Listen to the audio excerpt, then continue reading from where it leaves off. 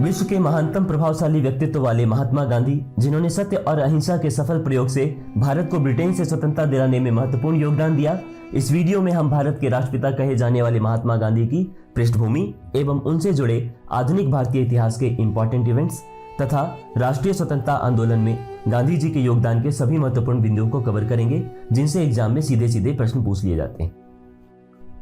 गांधी जी का पूरा नाम मोहनदास करमचंद गांधी था। उनका जन्म 2 अक्टूबर 1869 को पोरबंदर, गुजरात में हुआ था।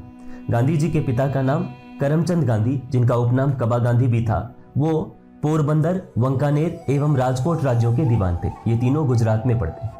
उनकी माता का नाम पुतलीबाई था। महात्मा गांधी का अल्पायु मात्र 13 वर्ष की आयु में ही 1883 में कस्तूरबा गांधी के साथ विवाह हो गया था। महात्मा गांधी की प्रारंभिक शिक्षा पोरबंदर में हुई थी और उन्होंने हाई स्कूल की शिक्षा एल्फ्रेड हाई स्कूल राजकोट से प्राप्त की थी।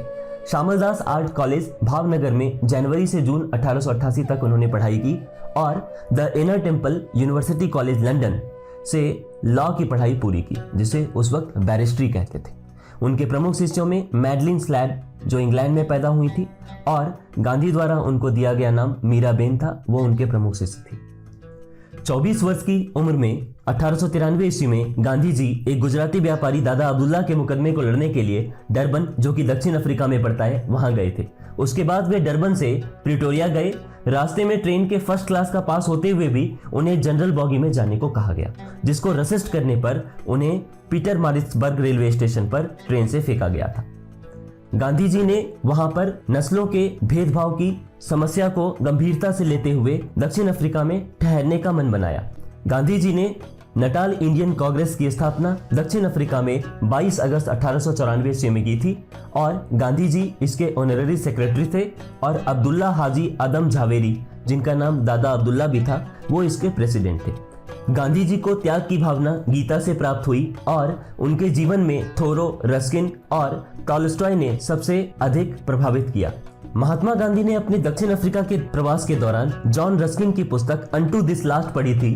गांधी जी ने अपनी ऑटोबायोग्राफी, जिसका टाइटल है माई एक्सपेरिमेंट्स विथ ट्रुथ, उसमें लिखा है कि अनटू दिस लास्ट ने उनके जीवन को बदल दिया। पुस्तक का संदेश था, व्यक्ति का कल्याण सबके कल्याण में निहित है। The good of the individual is contained in the good of all. इसके आधार पर गांधी ने सर्वोदय मतलब द वेलफेयर ऑफ ऑल की बात की।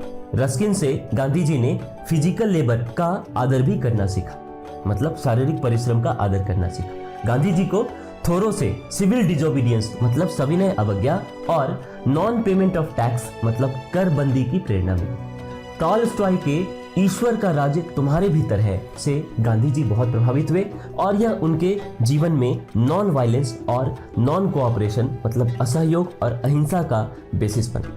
उन्होंने 1910 में टॉलस्टॉय फार्म की स्थापना की और वहीं रहने लगे। दक्षिण अफ्रीका के आंदोलन के दौरान कई बार गांधी जी जेल भी गए। महात्मा गांधी ने सर्वप्रथम वर्ष 1901 में कांग्रेस के कलकत्ता अधिवेशन में भाग लिया था, जिसके अध्यक्ष दिनशा वाचा थे। गांधी जी ने वर्ष 1901 में बॉम्बे में अपने लॉ ऑफिस की स्थापना भी की। दक्षिण अफ्रीका में बोअर युद्ध, जब डचों और अंग्रेजों के बीच में युद्ध हो रहा था, उसमें बोअरों की रक्षा के लिए उन्होंने इंडियन मेडिकल कॉर्प्स की स्थापना की और इसके द्वारा एम्बुलेंस सर्विसेज प्रदान की गई। इसके योगदान के लिए लॉर्ड हार्डिंग ने गांधी जी को 1915 में केसर-ए-हिंद से सम्मानित भी किया, जिसे जालियांवाला बाग हत्याकांड 1919 के विरोध में गांधी जी ने वापस लौटा दिया था। 1903 में दक्षिण अफ्रीका में उन्होंने इंडियन ओपिनियन नामक न्यूज़पेपर निकाला, जो कि गुजराती, हिंदी, तमिल और अंग्रेजी में प्रकाशित होता था। गांधी जी ने वर्ष 1903 में जोहान्सबर्ग, दक्षिण अफ्रीका में अपनी लॉ फर्म की स्थापना की। वहां वे 1910 तक रहे और इस लॉ फर्म में गांधी जी ने ट्रस्टीशिप प्रिंसिपल्स को लागू किया। महात्मा गांधी ने फिनिक्स सेटलमेंट डरबन, दक्षिण अफ्रीका में वर्ष 1904 में एक आश्रम स्थापित किया, जिसे फिनिक्स आश्रम कहते हैं। ये महात्मा गांधी द्वारा स्थापित पहला आश्रम था। फिनिक्स आश्रम को 27 फरवरी 2000 को दोबारा खोल दिया गया है और दक्षिण अफ्रीका सरकार ने गांधी जयंती पर 2020 में डरबन में फिनिक्स सेटलमेंट को राष्ट्रीय धरोहर स्थल घोषित किया। कार्ल मार्क्स की तरह गांधी जी को भी दार्शनिक अराजकतावादी कहा गया, मतलब फिलोसॉफिकल एनार्किस्ट। वे अन्याय और अत्याचार के विरोधी थे और समाजवादी भी थे। गांधी जी के समाजवाद में मार्क्सवाद की भी झलक देखने को मिलती है। गांधी जी आदर्श व्यवस्था में राज्य की सत्ता नहीं मानते थे, वो स्टेटलेस सोसाइटी की कल्पना करते थे। गांधी जी कहते थे कि मैं उसी समस्या को सुलझाने में लगा हूं जो कि वैज्ञानिक समाजवाद के सामने है। गांधी जी ने लुई फिशर से स्वयं कहा था कि मैं सच्चा समाजवादी हूं, मेरे समाजवाद का अर्थ है सर्वोदय। सत्य और अहिंसा गांधी जी के राम राज्य के डुअल प्रिंसिपल्स थे। महात्मा गांधी राजनीति को सोशल वेलफेयर और डेवलपमेंट के लिए जरूरी मानते थे। गांधी जी ने राजनीति के क्षेत्र में डिसेंट्रलाइजेशन ऑफ पावर्स मतलब सत्ता के विकेंद्रीकरण का सुझाव दिया था। सत्याग्रह का पहला प्रयोग 1906 में गांधी जी ने साउथ अफ्रीका में किया, जब ट्रांसवाल कॉलोनी का 1906 का एशियाटिक रजिस्ट्रेशन एक्ट, जो विशेष रूप से एशियंस जिसमें भारतीय और चीनी शामिल थे, उनके बारे में कानूनों का विस्तार था। इस अधिनियम के तहत प्रत्येक मेल सिटीजन्स को जो एशियन थे उनको अपना रजिस्ट्रेशन कराना था और जब भी उनसे डिमांड की जाए तो उनको पहचान के तौर पर अंगूठे का प्रिंटेड सर्टिफिकेट देना होता था। गांधी जी ने इसके खिलाफ सत्याग्रह या सामूहिक सविनय अवज्ञा का पहला प्रयोग 1906 में साउथ अफ्रीका में किया और सफल भी हुए।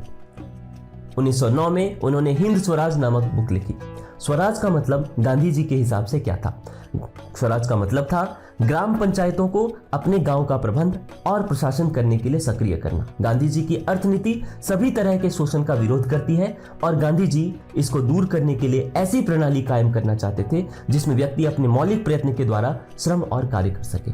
इसके लिए वे स्वदेशी उद्योगों का रिवाइवल करना चाहते थे ताकि लोगों को पर्याप्त भोजन मिल सके और वो भूख से पीड़ित न हो। कॉटेज इंडस्ट्री मतलब कुटीर उद्योग जैसे गुड़ बनाना, घास कूटना, तेल पेड़ना, कागज बनाना, चमड़े का काम आदि पर जोर दिया। गांधी जी का मानना था कि गरीबों और शोषितों का आर्थिक और सामाजिक सुधार करने में इससे मदद मिलेगी। भारत में नियोजित विकास का विरोध महात्मा गांधी ने किया था। गांधी जी औद्योगिकीकरण और मशीनीकरण के विरोधी थे।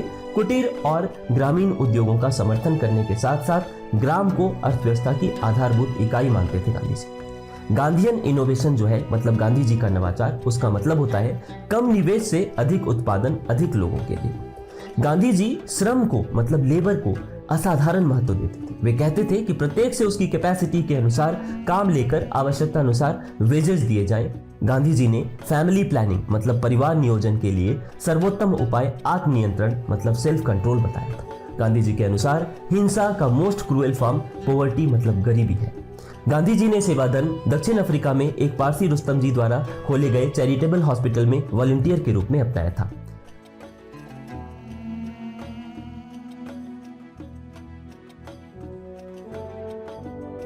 9 जनवरी 1915 को गांधी जी भारत लौटे, जिस दिन प्रवासी भारतीय दिवस भी मनाया जाता है। दक्षिण अफ्रीका के उनके संघर्षों और उनकी सफलताओं ने उन्हें भारत में अधिक लोकप्रिय बना दिया था। भारत आने पर उनका संपर्क गोपाल कृष्ण गोखले से हुआ, जिन्हें गांधी जी ने अपना राजनीतिक गुरु बनाया। गोपाल कृष्ण गोखले ने महात्मा गांधी को कहा कि वह भारत में पहले साल खुले कान के साथ लेकिन मुंह बंद करके ऑब्जर्वर और स्टूडेंट की तरह जिए। साबरमती आश्रम। महात्मा गांधी ने वर्ष 1915 में अहमदाबाद के कोचरब क्षेत्र में सत्याग्रह आश्रम की स्थापना की थी। यह आश्रम विभिन्न आर्थिक गतिविधियों के संचालन की सुविधा को ध्यान में रखते हुए 17 जून 1917 को साबरमती नदी के किनारे स्थानांतरित कर दिया गया और साबरमती आश्रम के नाम से जाना जाने लगा। बनारस हिंदू यूनिवर्सिटी की स्थापना महामना पंडित मदन मोहन मालवीय द्वारा 1916 में वसंत पंचमी के दिन को की गई थी। इस दिन महात्मा गांधी को बुलाया गया था और इसकी ओपनिंग सेरेमनी में जो फर्स्ट स्पीच महात्मा गांधी ने दी थी, उसके जरिए उन्होंने बता दिया कि वो भारत में कैसा समाज और कैसी राष्ट्रीयता चाहते हैं। महात्मा गांधी के अनुसार पॉलिटिक्स यानी राजनीति जन कल्याण के लिए सक्रियता है। कुछ इंडियंस ने वर्ल्ड वॉर 1 के टाइम में गांधी जी को भर्ती करने वाला सर्जेंट भी कह दिया था, क्योंकि उन्होंने इंडियंस को ये कहा था कि आप ज्यादा से ज्यादा संख्या में सेना को ज्वाइन करें। गांधी जी के सत्याग्रह। सत्याग्रह एक नैतिक शक्ति है जिसका शाब्दिक अर्थ है सत्य को मानकर किसी वस्तु के लिए आग्रह करना या सत्य और अहिंसा से उत्पन्न होने वाला बल। इसमें सत्याग्रही अपने ऊपर कष्ट झेलता है ताकि शत्रु का हृदय परिवर्तन हो जाए। गांधी जी की सत्याग्रह रणनीति में उपवास मतलब फास्ट को Gandhi ji most effective tool मानते थे और इसे ही अग्निबाण भी कहते थे। हड़ताल को उन्होंने सबसे अंतिम स्थान दिया है। अब कई बार एग्जाम में पूछ लिए जाते हैं गांधी जी के सभी सत्याग्रह, तो गांधी जी का जो सबसे पहला सत्याग्रह आंदोलन है वो है चंपारण सत्याग्रह आंदोलन। कई बार आपसे क्रोनोलॉजी भी मतलब ऑर्डर भी पूछ लिया जाता है, तो मैं ऑर्डर में आपको सारा बताता चला जाऊंगा क्रोनोलॉजिकल इवेंट। आप प्लीज इसको ध्यान से सुने और याद भी कर लें। चंपारण सत्याग्रह आंदोलन बिहार, जो किसानों का आंदोलन था, 10 अप्रैल 1917 को गांधी जी के द्वारा शुरू किया गया पहला सिविल डिजोबीडियंस एक्सपेरिमेंट था भारत में। यह पहला सत्याग्रह है। दूसरा है आपका अहमदाबाद गुजरात मिल हड़ताल, जो टेक्सटाइल मिल का हड़ताल था, सत्याग्रह आंदोलन था और फरवरी 1918 में गांधी जी के द्वारा शुरू किया गया। इसमें गांधी जी ने 15 मार्च 1918 को फर्स्ट हंगर स्ट्राइक रखा। तीसरा है आपका खेड़ा गुजरात का सत्याग्रह, जो किसान आंदोलन था और 22 मार्च 1918 को शुरू हुआ। चौथा है आपका असहयोग आंदोलन नॉन कोऑपरेशन मूवमेंट 1920 से 1922। चंपारण सत्याग्रह आंदोलन 10 अप्रैल 1917। महात्मा गांधी को चंपारण आने तथा किसानों की समस्या की जांच करने के लिए पंडित राजकुमार शुक्ल ने लखनऊ में आकर राजी किया था और चंपारण समस्या में आचार्य जेबी कृपलानी के साथ डॉक्टर राजेंद्र प्रसाद और लोकल वकील थे रामनवमी प्रसाद और शंभू शरण Verma, Mahadev Desai, CF Andrews, doctor Anugrah Narayan Sinha, Rajkishore प्रसाद, HS पोलाक, ये सभी शामिल थे। NG रंगा ने महात्मा गांधी के चंपारण सत्याग्रह का विरोध किया था और रविंद्रनाथ टैगोर ने चंपारण सत्याग्रह के दौरान ही महात्मा गांधी को महात्मा की उपाधि दी थी। पहले गांधी जी को महात्मा की उपाधि रविंद्रनाथ टैगोर ने ही दी थी। 19वीं सदी के शुरू में स्टेट मैनेजर्स जो थे, मतलब बागान के जो मालिक थे, उन्होंने चंपारण के किसानों से कॉन्ट्रैक्ट साइन करा लिया था कि उन्हें अपनी जमीन के 3/20 भाग में, मतलब 20 कट्ठे में से 3 कट्ठा, जिसे 3 कट्ठिया पद्धति भी जाना जाता है, उस 3 कट्ठे में इंडिगो प्लांटेशन मतलब नील की खेती करना अनिवार्य कर दिया गया था। किसानों की मजबूरी का फायदा उठाकर उन्हें कॉन्ट्रैक्ट से मुक्त करने के लिए लगान एवं अन्य गैर कानूनी टैक्सों की दर मनमानी ढंग से बागान मालिकों ने बढ़ा दी। किसानों के इसी उत्पीड़न के विरोध में गांधी जी ने चंपारण सत्याग्रह शुरू किया था। मामले की जांच के लिए सरकार ने एक कमेटी गठित की जिसमें गांधी जी को भी मेंबर बनाया गया और चंपारण कृषि जांच समिति के अध्यक्ष FG सलाई थे। उसके सदस्य थे DJ read, Mahatma Gandhi, LC अदामी, राजा हरिप्रसाद नारायण सिंह और G रैनी। MEL टैनर इसके सेक्रेटरी थे और बागान मालिक अवैध वसूली का 25% वापस करने पर राजी हो गए थे। इस प्रकार गांधी जी द्वारा चलाया गया पहला सत्याग्रह चंपारण सत्याग्रह सफल रहा। गांधी जी ने लोगों की आर्थिक और शैक्षिक स्थितियों में सुधार के लिए 13 नवंबर 1917 को पूर्वी चंपारण में बरहरवा लखनसेव गांव में फर्स्ट बेसिक स्कूल की स्थापना बिहार में की। इसके बाद है अहमदाबाद गुजरात सत्याग्रह आंदोलन। फरवरी 1918 में शुरू हुआ गांधी जी के द्वारा। गांधी जी का पहला भूख हड़ताल 15 मार्च 1918 को टेक्सटाइल मिल के मजदूर को प्लेग बोनस नहीं मिला था, इसके लिए शुरू किया गया और आर्थिक न्याय दिलाने के लिए शुरू किया गया। चंपारण सत्याग्रह के बाद गांधी जी का अगला प्रयोग वर्ष 1918 में अहमदाबाद की कॉटन मिल मालिकों और मजदूरों में प्लेग बोनस को लेकर विवाद में हस्तक्षेप करना था। गांधी जी ने मालिकों और मजदूरों को इस सारे मामले को एक ट्रिब्यूनल को सौंप देने पर राजी कर लिया, लेकिन बाद में मालिकों ने 20% बोनस देने की घोषणा की और इसे स्वीकार न करने पर मजदूरों को नौकरी से निकाल देने की धमकी। मालिकों के इस व्यवहार को गंभीरता से लिया गांधी जी ने और मजदूरों को हड़ताल पर जाने को कहा। मजदूरों का उत्साह बढ़ाने के लिए और संघर्ष तेज करने के लिए इन्होंने खुद ही अनशन पर ये बैठ गए और इनके अनशन का मालिकों पर असर पड़ा और फाइनली 35% बोनस देने का फैसला सुनाया गया। तो इस तरीके से यह भी सफल रहा। इसके बाद है आपका तीसरा खेड़ा गुजरात का सत्याग्रह आंदोलन। यह किसानों का आंदोलन था। 22 मार्च 1918 को शुरू हुआ। 1918 में गुजरात के खेड़ा में किसान की जो फसल थी वो नष्ट हो जाने के बाद भी सरकार ने लगान में मतलब करों में छूट नहीं दी और भू राजस्व मतलब रेवेन्यू की उगाही स्थगित नहीं की। इसी मुद्दे पर गांधी जी ने खेड़ा के किसानों के पक्ष में सत्याग्रह किया, यह भी सफल रहा। इसके बाद है रॉलेट एक्ट 1919, ऐसा कानून जिसमें अपराधी को सस्पिशन के बेसिस पर बिना मुकदमा चलाए जेल में बंद कर सकते थे। इसको the anarchical and revolutionary crime act of 1919 भी कहा जाता है। इसमें राजद्रोह के मुकदमे की सुनवाई के लिए एक अलग कोर्ट स्थापित किया गया और मुकदमे के फैसले के बाद कहीं अपील करने का अधिकार नहीं था। इसके मुकदमे में जजों को बिना ज्यूरी की सहायता से सुनवाई करने का अधिकार मिल गया था और सरकार को यह भी अधिकार मिल गया कि वह फोर्सफुली प्रेस की फ्रीडम का अधिकार छीन ले और अपनी इच्छा के अनुसार किसी भी व्यक्ति को कभी भी जेल में डाल दे या देश निकाला देते। जालियांवाला बाग नरसंहार जो 13 अप्रैल 1919 को हुआ है, ठीक है, वो क्यों हुआ है वो बात करते हैं। अपराधी को मुकदमा दर्ज करने वाले लोगों का नाम भी जानने का अधिकार नहीं था रॉलेट एक्ट में, और इसलिए रॉलेट एक्ट का जमकर विरोध हुआ था। अमृतसर के दो बड़े सामाजिक नेता थे, डॉक्टर सैफुद्दीन किचलू और डॉक्टर सत्यपाल, इनको भी गिरफ्तार कर लिया गया था प्रदर्शन की वजह से, विरोध प्रदर्शन की वजह से, और इस कारण अमृतसर पंजाब के लोगों में रोष फैल गया था। तो 13 अप्रैल 1919 बैसाखी के त्योहार के दिन लोग अमृतसर में मंदिर के अंदर एकत्रित हुए, जिसके अंदर जनरल ओ डायर ने लोगों के ऊपर गोलियों की बारिश कर दी थी। लॉर्ड चेम्सफोर्ड उस वक्त भारत के गवर्नर जनरल थे और इससे आहत होकर रविंद्रनाथ टैगोर ने विरोध में नाइटहुड की टाइटल त्याग दी और गांधी जी ने केसरे हिंद की उपाधि त्याग दी और शंकर राम नागर ने वायसराय की एग्जीक्यूटिव से रिजाइन कर दिया। 18 अप्रैल 1919 को गांधी जी ने सत्याग्रह को समाप्त कर दिया, क्योंकि सत्याग्रह में कहीं हिंसा की जगह गांधी जी के अनुसार नहीं थी। एपीजे टेलर जो हिस्ट्रियन भी थे, उन्होंने कहा कि जालियांवाला बाग जनसंहार एक ऐसा निर्णायक मोड़ था जब भारतीय ब्रिटिश शासन से अलग हो गए थे, और इससे बदला लेने के लिए 13 मार्च 1940 को उधम सिंह ने कैक्सटन हॉल लंदन में lieutenant governor Michael O'Dwyer, जो उस वक्त जनरल डायर थे जालियांवाला बाग हत्याकांड के समय, उनकी हत्या कर दी और उन्हें 31 जुलाई 1940 को फांसी भी दे दी गई। इसके बाद हंटर आयोग का गठन हुआ 14 अक्टूबर 1919 को जालियांवाला बाग हत्याकांड की जांच के लिए। भारत सचिव एडविन मॉन्टेग्यू जो थे, उन्होंने डिसऑर्डर इंक्वायरी कमेटी, जिसे हंटर आयोग भी कहा गया, उसका गठन किया। इसका उद्देश्य था कि बॉम्बे, दिल्ली एवं पंजाब के उपद्रवों के कारणों की जांच और उनसे निपटने के उपाय बताना। जालियांवाला बाग हत्याकांड के खिलाफ गांधी जी ने असहयोग आंदोलन मतलब नॉन कोऑपरेशन मूवमेंट 1 अगस्त 1920 को शुरू कर दिया था। इसी दिन बाल गंगाधर तिलक, जो आधुनिक भारत के निर्माता भी कहे जाते थे, उनका देहांत हो गया था। 4 सितंबर 1920 को कांग्रेस की कलकत्ता अधिवेशन में, विशेष अधिवेशन में, जिसमें अध्यक्ष लाला लाजपत राय थे, उनकी बैठक हुई और इंडियन नेशनल कांग्रेस ने असहयोग आंदोलन के रिजोल्यूशन को इंट्रोड्यूस किया। जबकि कांग्रेस के नागपुर सेशन में, जिसमें अध्यक्ष थे सलेम विजय राघवाचार्य, इन्होंने दिसंबर 1920 में इस पर स्वीकृति दी।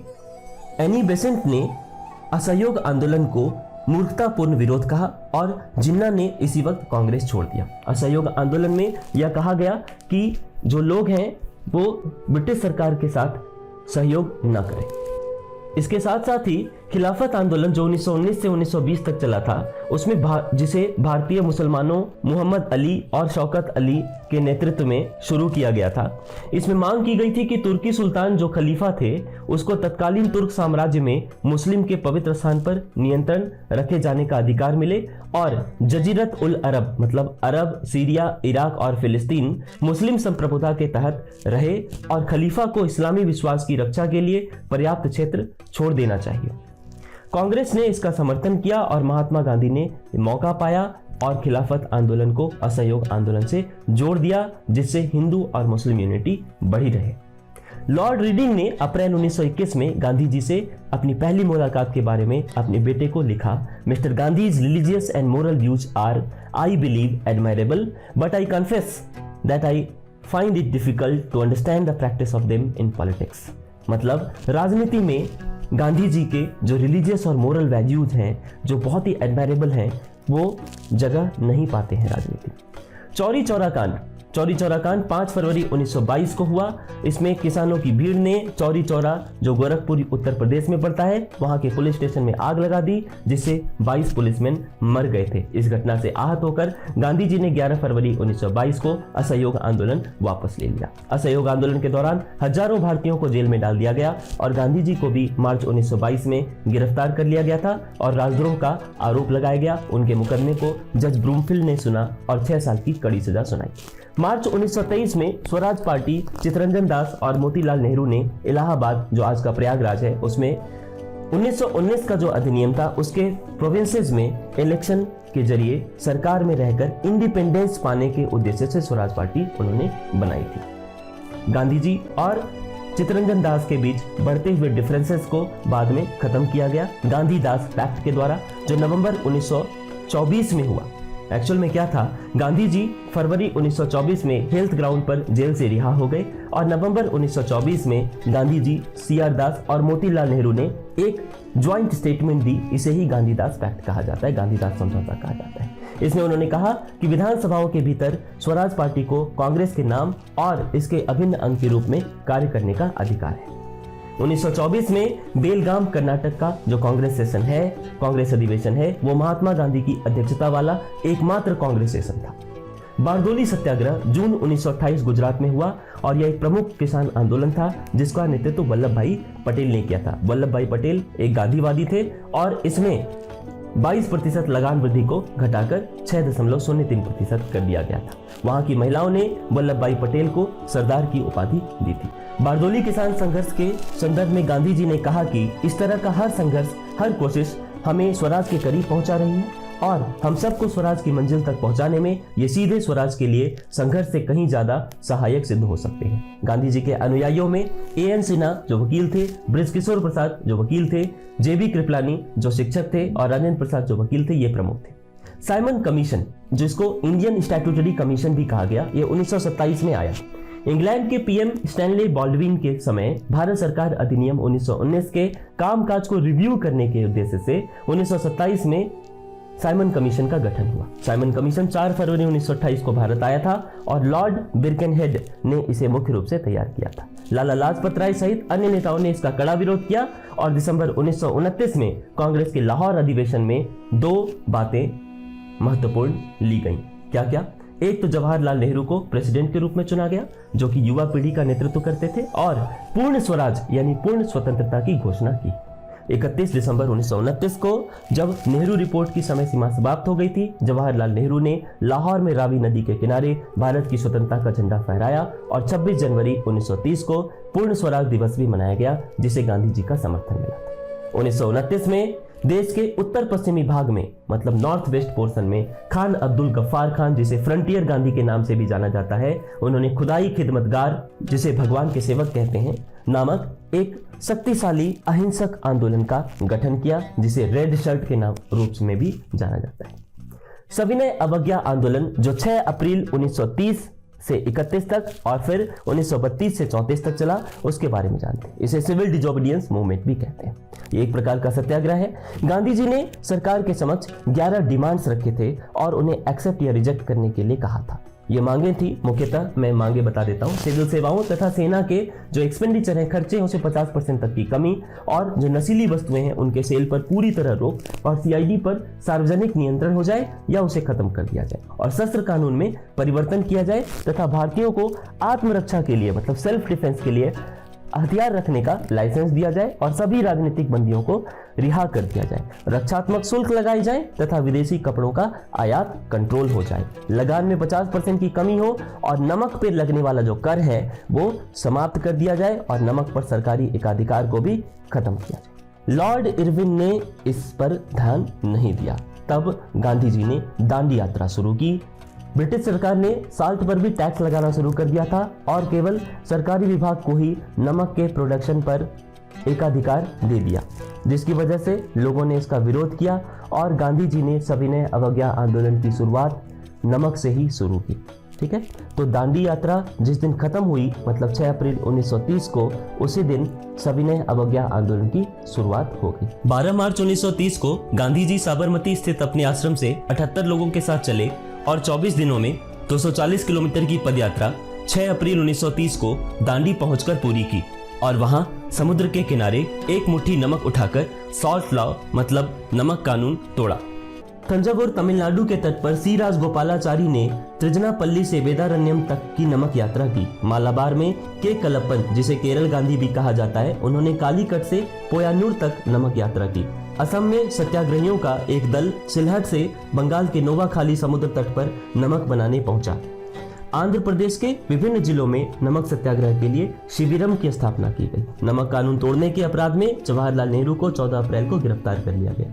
नोआखाली काल में प्यारे लाल जो थे वो महात्मा गांधी के सेक्रेटरी थे और गांधी जी के दांडी मार्च में उन्होंने महत्वपूर्ण भूमिका भी अदा की थी। उनकी जो बहन है डॉक्टर सुशीला नैयर, वो गांधी जी की पर्सनल फिजिशियन थी, व्यक्तिगत चिकित्सक थी। बिहार में चंपारण और सारण पहले 2 जिले थे जहां नमक सत्याग्रह चला था। चूंकि बिहार में बड़े पैमाने पर नमक उत्पादन व्यावहारिक नहीं था, तो इसलिए यह एकमात्र सांकेतिक था। पटना में नमक बनाने के लिए नखास तालाब को चुना गया था और अंबिका कांत सिन्हा के नेतृत्व में नमक कानून तोड़ा गया था। यहाँ चौकीदार टैक्स के विरोध में तथा चौकीदारों और चौकीदारी पंचायत के प्रभावशाली सदस्यों के इस्तीफे की मांग को लेकर तेज आंदोलन चलाया गया। चौकीदार सरकार के लिए जासूसी का काम करते थे, इसलिए इनके विरुद्ध जनता के मन में घृणा की भावना थी। भागलपुर, सारण एवं मुंगेर जिलों में जंगल से पेड़ काटने एवं वनोत्पादों को एकत्रित करने पर बैन था, तो इसलिए आंदोलन के दौरान इन सभी रूल्स का वायलेशन किया गया लोगों के द्वारा।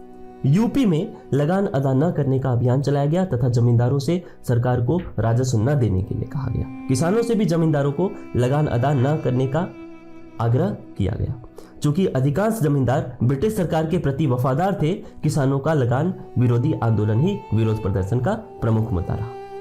सविनय अवज्ञा आंदोलन शुरू करने की वजह से गांधी जी को वर्ष 1930 में बंदी बनाकर येरावड़ा जेल, जो कि पुणे महाराष्ट्र में पड़ता है, वहां भेज दिया गया। गांधी जी ने येरावड़ा जेल को मंदिर कहा।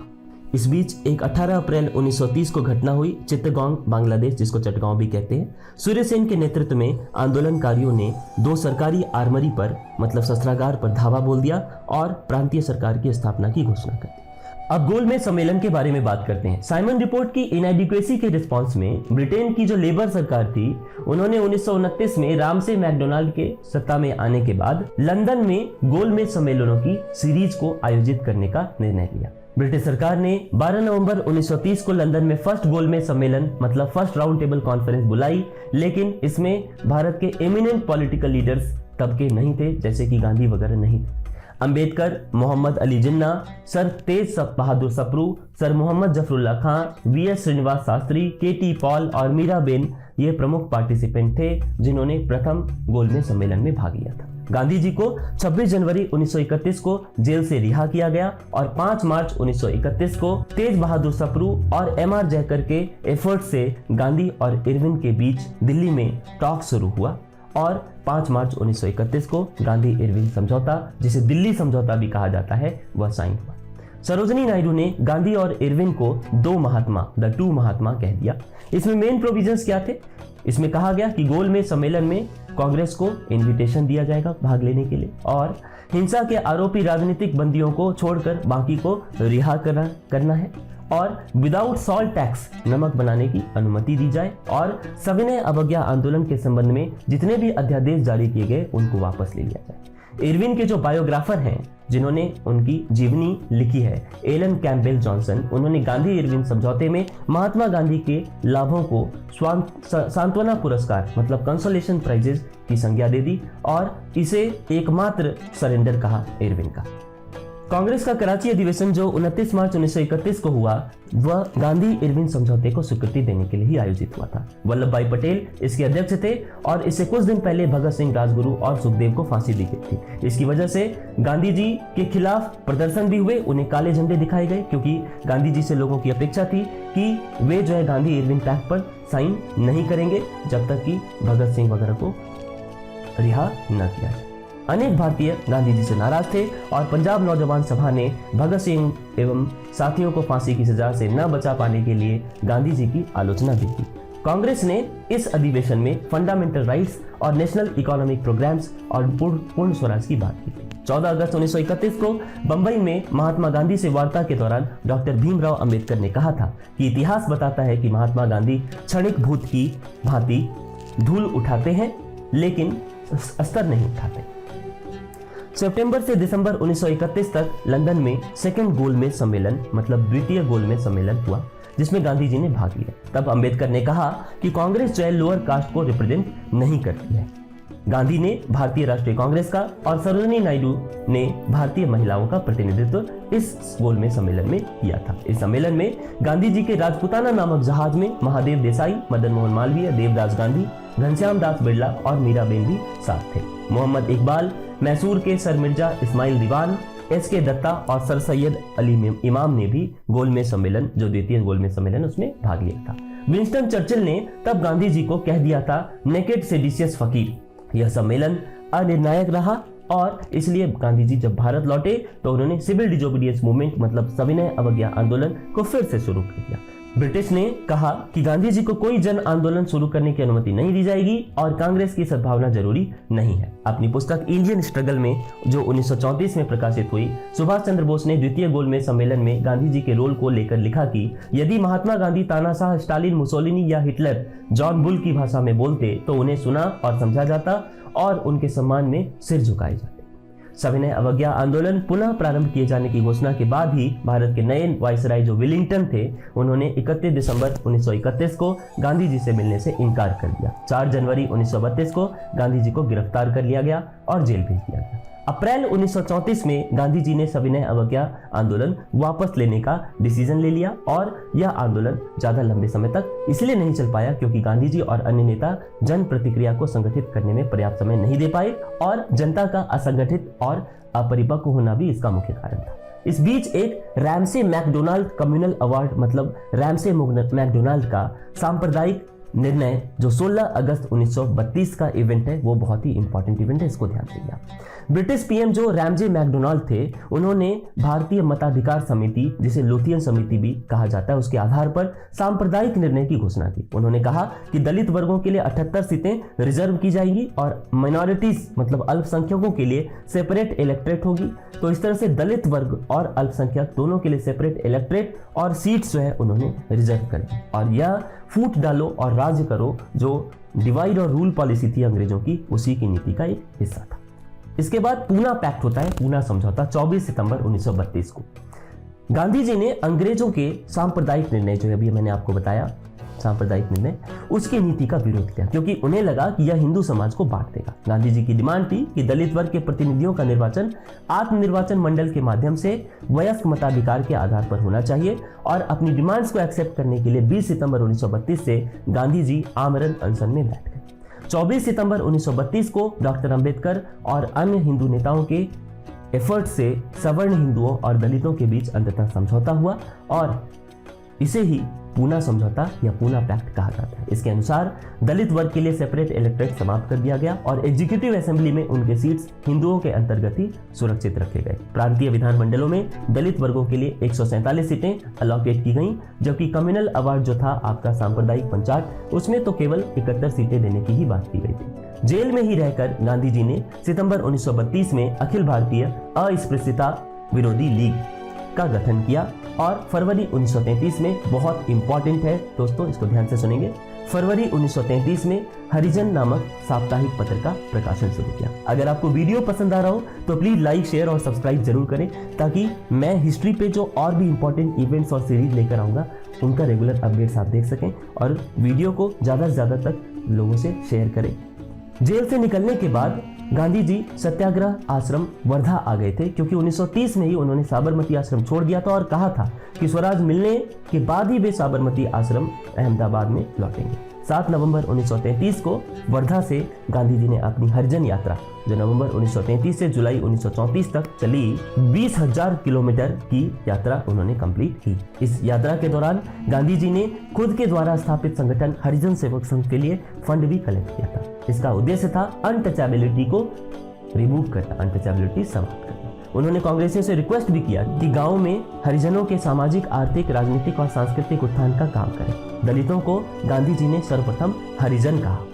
अब तीसरा गोलमेज सम्मेलन, थर्ड राउंड टेबल कॉन्फ्रेंस जो 17 नवंबर 1932 से 24 दिसंबर 1932 तक लंदन में हुआ, उसमें भारतीय राष्ट्रीय कांग्रेस ने और गांधी जी ने भाग नहीं लिया था।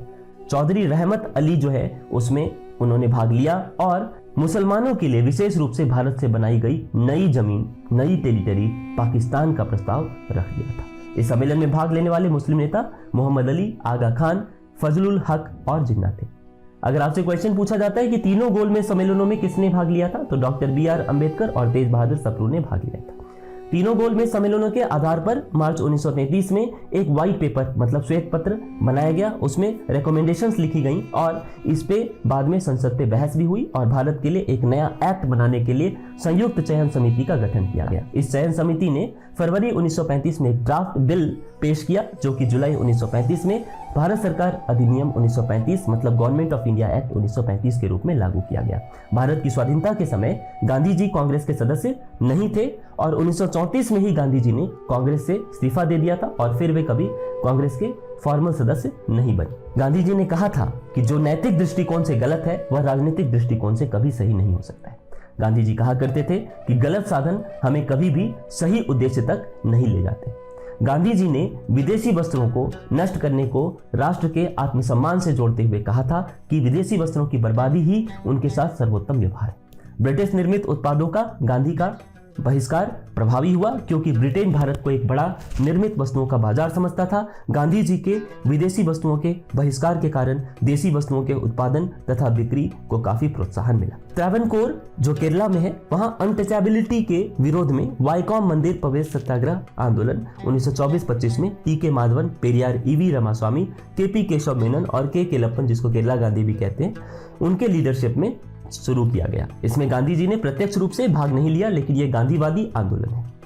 1938 में विठल नगर हरिपुरा जो बारदोली गुजरात में पड़ता है वहां अधिवेशन हुआ जिसके अध्यक्ष सुभाष चंद्र बोस थे और इसमें सुभाष चंद्र बोस ने एक प्रस्ताव पारित किया कि ब्रिटेन को भारत को स्वतंत्र करने हेतु 6 महीने का समय देना चाहिए और इसका अगर पालन ब्रिटेन नहीं करता है तो ब्रिटेन के विरुद्ध विद्रोह कर दिया गया। पर गांधी जी इस बात से सहमत नहीं थे। गांधी जी का जो टेक्निक था अहिंसा और सत्याग्रह टेक्निक उसको सुभाष चंद्र बोस ने नहीं माना और इसके परिणाम स्वरूप गांधी जी और सुभाष चंद्र बोस के बीच स्वतंत्रता प्राप्ति के तरीके को लेकर खाई पैदा हो गई और यह खाई तब बढ़ गई जब सुभाष चंद्र बोस ने नेशनल प्लानिंग कमेटी के गठन के जरिए इंडस्ट्रियलाइजेशन के आधार पर भारत के विकास के लिए प्लान बनाने की बात की। यह गांधी जी की नीति के विरुद्ध था। गांधी जी की नीति थी चरखा नीति, इसके विरुद्ध था। फिर कांग्रेस क्राइसिस हुआ। त्रिपुरी का जो अधिवेशन हुआ, त्रिपुरी जबलपुर मध्य प्रदेश में पड़ता है, वह अधिवेशन 1939 में हुआ। त्रिपुरी कांग्रेस सत्र भारतीय राष्ट्रीय कांग्रेस के इतिहास में एक संकट की घड़ी थी। पूरा लेफ्ट विंग मतलब वामपंथ चुनाव में सीतारमैया के विरुद्ध, सीतारमैया गांधी जी के कैंडिडेट थे, गांधी जी ने प्रपोज किया था उनका नाम इस अधिवेशन में प्रेसिडेंट चुने जाने के लिए। इसमें सुभाष चंद्र बोस के साथ था पूरा लेफ्ट विंग और सीतारमैया के विरुद्ध था। तो मौलाना आजाद ने अपना नाम वापस ले लिया था और गांधी जी ने सीतारमैया को अपना प्रत्याशी घोषित कर दिया था। 29 जनवरी 1939 को सुभाष चंद्र बोस दोबारा चुने गए। वर्ष 1939 में त्रिपुरी संकट के बाद कांग्रेस की अध्यक्षता से त्यागपत्र देना पड़ा सुभाष चंद्र बोस को क्योंकि सुभाष चंद्र बोस ने देखा कि गांधी जी का समर्थन उन्हें प्राप्त नहीं है। सुभाष चंद्र बोस ने वामपंथी विचारधारा पर आधारित फॉरवर्ड ब्लॉक की स्थापना की और इनकी जो रेजिग्नेशन है, त्यागपत्र है, इसके बाद भारतीय राष्ट्रीय कांग्रेस का अध्यक्ष राजेंद्र प्रसाद हुए जिन्होंने इस अधिवेशन के अध्यक्षता की, त्रिपुरी अध्यक्ष। अब सेकेंड वर्ल्ड वॉर का टाइम आता है। 1 सितंबर 1939 को जर्मनी ने पोलैंड पर आक्रमण किया और इस तरह सेकेंड वर्ल्ड वॉर शुरू हुआ। 3 सितंबर 1939 को ब्रिटेन ने जर्मनी के विरुद्ध युद्ध की घोषणा कर दी और ब्रिटेन के एक उपनिवेश होने के नाते भारत को युद्ध में न चाहते हुए भी शामिल होना पड़ा। इस बीच राजकोट का सत्याग्रह 1939 का है जो इंपॉर्टेंट है। आपको बता दूं कि गुजरात में राजकोट रियासत के राजा धर्मेंद्र सिंह के राज में टैक्स बढ़ा दिए गए थे और सारी चीजें बहुत महंगी हो गई थी। इसके विरुद्ध कस्तूरबा गांधी ने राजकोट सत्याग्रह शुरू किया जिसमें सरदार वल्लभ भाई पटेल की बेटी मणिबेन पटेल ने भी इस सत्याग्रह में भाग लिया। इन दोनों को हिरासत में ले लिया गया तो गांधी जी खुद इस सत्याग्रह से जुड़ गए और 3 मार्च 1939 को राजकोट सत्याग्रह में गांधी जी अनशन पर बैठ गए। पूरे देश में हड़ताल शुरू हो गई और 7 मार्च को महात्मा गांधी के 4 दिनों की अनशन के बाद वायसराय की मध्यस्थता से सत्याग्रहियों के पक्ष में निर्णय देकर गांधी जी ने अनशन तोड़ा और राजकोट के शासक समझौते पर राजी हुए। गांधी जी कहते थे कि हरिजन सेवा ही मेरा जीवन श्वास है, इसलिए इसके बिना मैं एक क्षण भी जिंदा नहीं रह सकता। 20 जून 1940 को सुभाष चंद्र बोस ने महात्मा गांधी से कहा कि उन्हें द्वितीय विश्व युद्ध में ब्रिटेन की खराब स्थिति का फायदा उठाते हुए सुअवसर पाकर स्वतंत्रता आंदोलन तेज कर देना चाहिए, पर गांधी जी इस बात पर सहमत नहीं हुए। इसके बाद अगस्त प्रस्ताव 1940 का है, उसको देख लें। द्वितीय विश्व युद्ध में हिटलर की सफलता और बेल्जियम, हॉलैंड एवं फ्रांस के पतन के बाद ब्रिटेन की स्थिति बहुत नाजुक हो गई थी। फिर ब्रिटेन ने समझौतावादी नीति अपनाते हुए युद्ध में भारतीयों का सहयोग प्राप्त करने के लिए 8 अगस्त 1940 को वायसराय लिलिथगो ने एक घोषणा की जिसे अगस्त प्रस्ताव के रूप में भी जाना जाता है।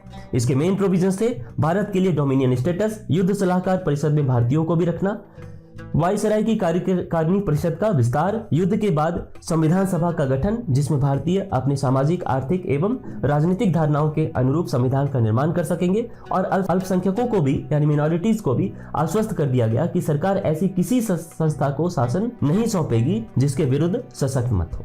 कांग्रेस ने अगस्त प्रस्ताव को अस्वीकार कर दिया। नेहरू जी ने कहा कि डोमिनियन स्टेटस का मुद्दा पहले ही अप्रासंगिक हो चुका है। गांधी जी ने घोषणा की कि अगस्त प्रस्तावों के रूप में सरकार ने जो घोषणाएं की हैं उनसे राष्ट्रवादियों तथा उपनिवेशी सरकार के बीच खाई और चौड़ी होगी। मुस्लिम लीग ने प्रस्ताव में अल्पसंख्यकों के बारे में दिए गए आश्वासन का तो स्वागत किया, पर पाकिस्तान की जो डिमांड थी वो स्पष्ट रूप से स्वीकार न किए जाने के कारण इसे अस्वीकार कर दिया। लीग ने कहा कि भारत का विभाजन ही एकमात्र उपाय है। अगस्त प्रस्ताव के बाद सरकार ने कहा कि जब तक मुस्लिम नेताओं के साथ कांग्रेस किसी तरह के समझौते को फाइनलाइज नहीं करती है तब तक भारत में किसी प्रकार का संवैधानिक सुधार नहीं हो सकता है। सरकार एक के बाद एक ऑर्डिनेंस मतलब अध्यादेश जारी करके अभिव्यक्ति की स्वतंत्रता, प्रेस की स्वतंत्रता, सभा करने, संगठन बनाने का अधिकार जैसे अधिकार छीनती चली जा रही थी। इसके बाद इंडिविजुअल सत्याग्रह 1940 मतलब व्यक्तिगत सत्याग्रह 1940 में शुरू किया गया। 1940 में कांग्रेस ने एक बार फिर गांधी जी से कमान संभालने को कहा और गांधी जी ने व्यक्तिगत सत्याग्रह प्रारंभ करने का फैसला किया। उन्होंने तय किया कि हर इलाके में कुछ चुने हुए लोग ही व्यक्तिगत सत्याग्रह प्रारंभ करेंगे। व्यक्तिगत सत्याग्रह की शुरुआत 17 अक्टूबर 1940 को हुई और विनोबा भावे पहले तथा पंडित जवाहरलाल नेहरू दूसरे सत्याग्रही थे। सर्वोदय शब्द का जो प्रयोग है वो सबसे पहले महात्मा गांधी ने किया था और विनोबा भावे ने गांधी जी के आदर्शों के प्रचार के लिए सर्वोदय समाज की स्थापना की थी। इसके बाद क्रिप्स मिशन 1942 का है।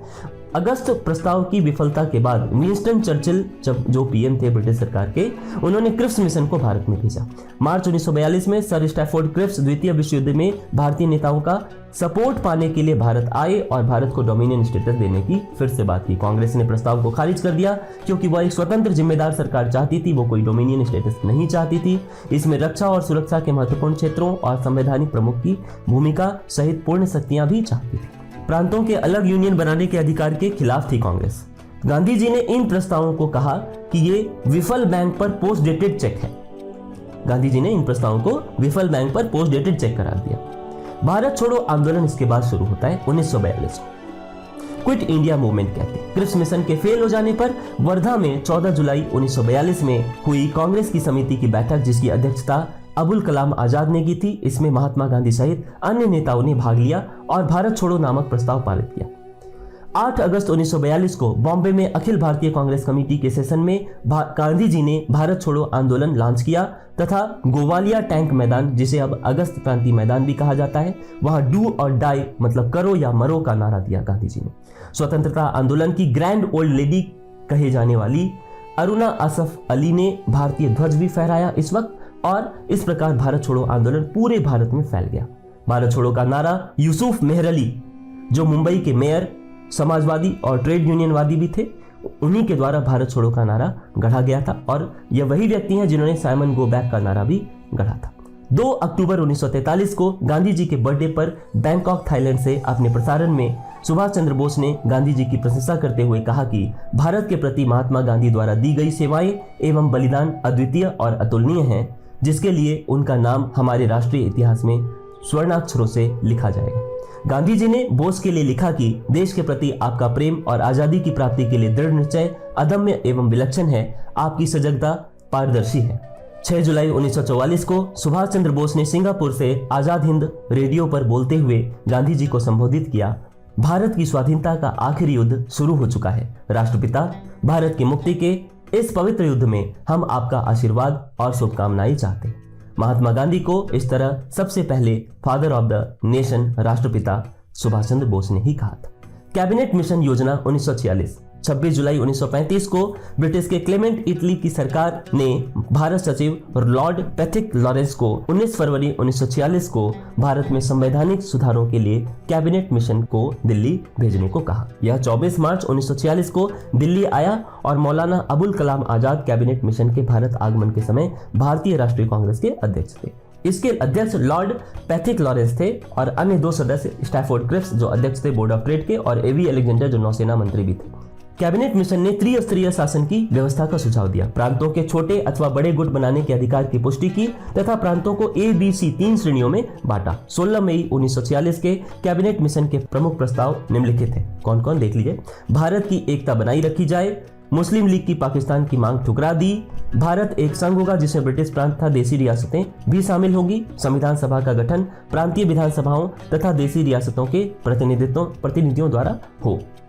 वायसराय की एग्जीक्यूटिव काउंसिल को रीऑर्गेनाइज करके अंतिम सरकार के गठन का सुझाव दिया गया इस कैबिनेट मिशन योजना में। कैबिनेट मिशन योजना के पक्ष में गांधी जी पूरी तरह से थे और उन्होंने कहा कि यह योजना उस समय की परिस्थितियों के परिप्रेक्ष्य में सबसे उत्कृष्ट योजना थी जिसमें ऐसे बीज थे जिनसे दुख की मारी भारत भूमि यातना से मुक्त हो सकती थी। भारत की स्वाधीनता के समय गांधी जी कांग्रेस के सदस्य नहीं थे। वर्ष 1934 में गांधी जी ने कांग्रेस से इस्तीफा दे दिया था तथा वे फिर कांग्रेस के सदस्य नहीं बने, पर राजनीतिक परिदृश्यों पर उनका शक्तिशाली मार्गदर्शी प्रभाव रहा। यूनाइटेड किंगडम के पीएम क्लेमेंट एटली ने 20 फरवरी 1947 को घोषणा की कि ब्रिटिश सरकार 30 जून 1948 तक ब्रिटिश भारत को पूर्णतः आजादी देगी।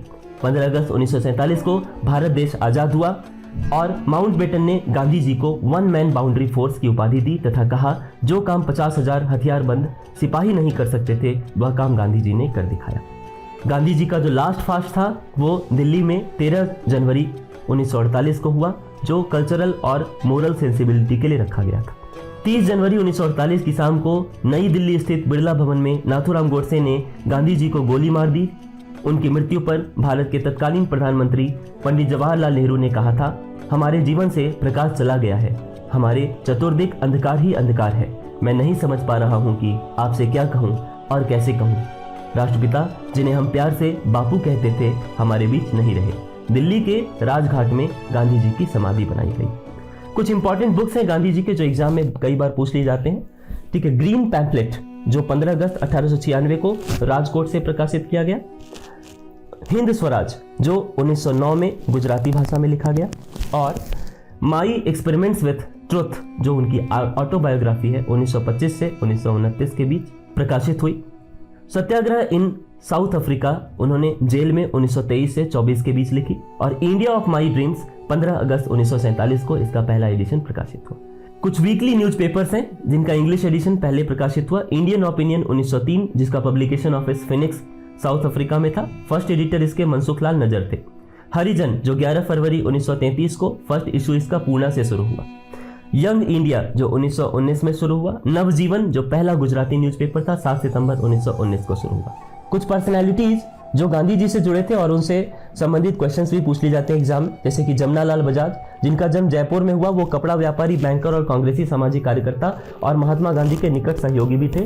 वे वर्ष 1915 में गांधी जी के संपर्क में आए तथा जीवन भर उनके अनुयायी रहे। 30 वर्ष की अवस्था में भारतीय राष्ट्रीय कांग्रेस में उन्होंने भाग लिया और राय बहादुर की उपाधि भी त्याग दी। कांग्रेस के कोषाध्यक्ष भी रहे और गांधी सेवा संघ के संस्थापक थे। 1923 में झंडा सत्याग्रह में भाग लेने के लिए तथा पुनः वर्ष 1930 में सविनय अवज्ञा आंदोलन के दौरान भाग लेने के लिए उन्हें जेल भेज दिया गया था। इसके बाद है चार्ल्स एंड्रयूज जिन्हें गांधी जी ने दीन बंधु की संज्ञा दी और दीन बंधु एंड्रयूज के नाम से भी जाना जाता है।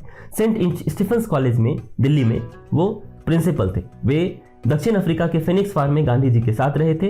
गांधी जी ने गरीबों के प्रति इनकी चिंता को देखते हुए इन्हें दीन बंधु की उपाधि से सम्मानित किया था। 1925 और 1927 में ऑल इंडिया ट्रेड यूनियन के अध्यक्ष भी रहे थे और गोलमेज सम्मेलन में भाग लेने के लिए वे गांधी जी के साथ एक सहयोगी के रूप में लंदन भी गए थे।